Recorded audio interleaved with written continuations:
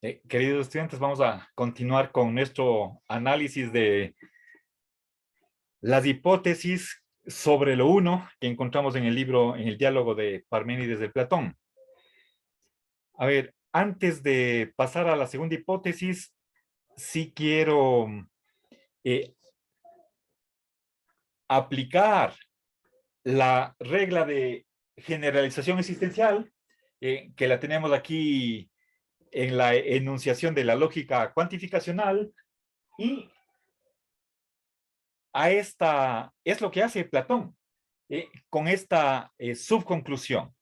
¿Sí? Veamos, si es que tengo una premisa predicativa y de ahí saco una premisa existencial. Recuerden que si es que yo escribiera en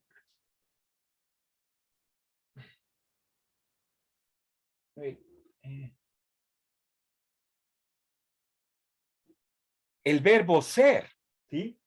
En la premisa es copulativo, es decir, A es F, y en cambio, en la conclusión, pasa a tomar un significado existencial. ¿Sí?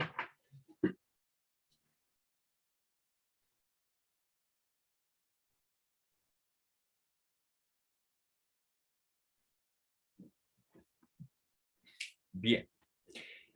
Fíjense que en esta formulación de la regla, que no es exactamente la misma que la canónica que está encima, tengo dos ocurrencias del verbo ser. La primera es copulativa, estoy uniendo aquí un atributo con el sujeto. En cambio, en la conclusión también tengo el verbo ser, pero no está este verbo ser junto a ningún atributo. Por lo tanto, cambia el significado del verbo a ser existencial. Que A, aquí en la conclusión, cuando digo que A es, eso debe entenderse en el sentido de A existe. Y bien, y si es que nosotros pasamos a la formulación en la lógica cuantificacional, entonces ahí todavía estamos diciendo algo distinto. Aquí el verbo ser está aplicado a un objeto definido, es A es simplemente el símbolo de un individuo concreto. En cambio aquí tengo una variable, algo, ¿sí?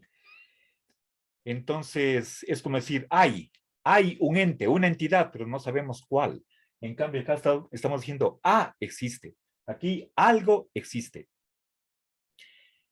Bueno, entonces, apliquemos el, recuerden, siempre que tengo yo una regla de inferencia, puedo expresarla, y puedo expresar el contenido de esa regla a través de un condicional o una implicación, ¿sí? A modo de principio. ¿Sí? Una regla de inferencia me dice que de tales premisas puedo sacar una conclusión válidamente. En cambio, una oración condicional me dice si sucede algo, entonces sucede otra cosa. Bien, hay una correlación entre regla de inferencia y enunciado condicional o implicacional. Ahora, razonemos mediante modus tollens, ¿sí? La oración condicional, la premisa mayor es que si un objeto posee una propiedad, entonces algo posee esa propiedad, ¿sí? O acá, según esta formulación, si A es F, entonces A existe. Dicho en otras palabras, para que sea posible, lógicamente posible, que atribuyamos una propiedad cualquiera a un objeto, entonces ese objeto debe existir. Y ese es el pensamiento que está detrás de la generalización existencial. Y si es que nosotros añadimos esta premisa de que un objeto no existe, por contraposición, vamos a concluir, por lo tanto, ese objeto inexistente no puede tener ninguna propiedad, generalizando. Por más que en la premisa estemos hablando de una propiedad particular, en la conclusión podemos generalizar. Bueno, aquí podría poner yo una variable. ¿Sí?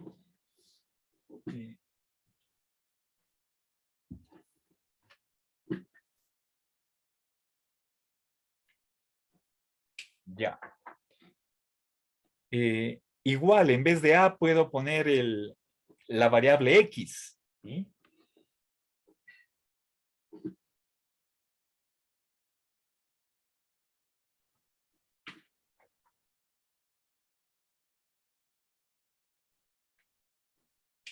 Bien, creo que ahí estoy enunciando la generalización existencial de una manera mucho más abstracta, ¿sí? Como corresponde a la lógica. Se maneje en un plano sumamente general, máximamente general. Bueno, entonces yo puedo enunciar esta inferencia como un condicional, ¿sí? Si X tiene phi, entonces X existe, pero X no existe en absoluto, por lo tanto, X no puede tener la propiedad phi, y phi está en lugar de cualquier propiedad, ¿sí? Entonces, apliquemos eso a...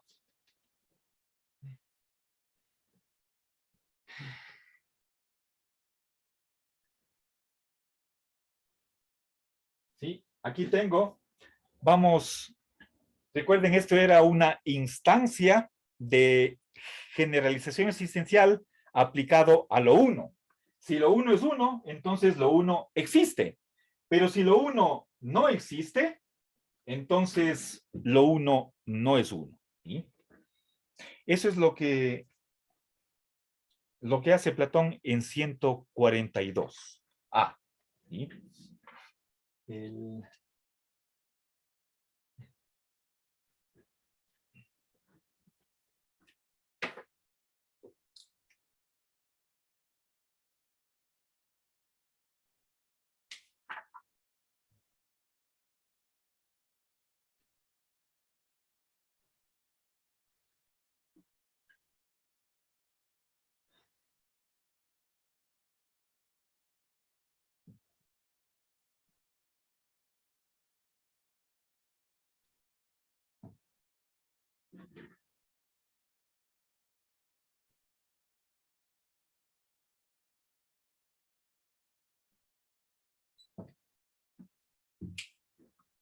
Bueno, simplemente quería añadir esto porque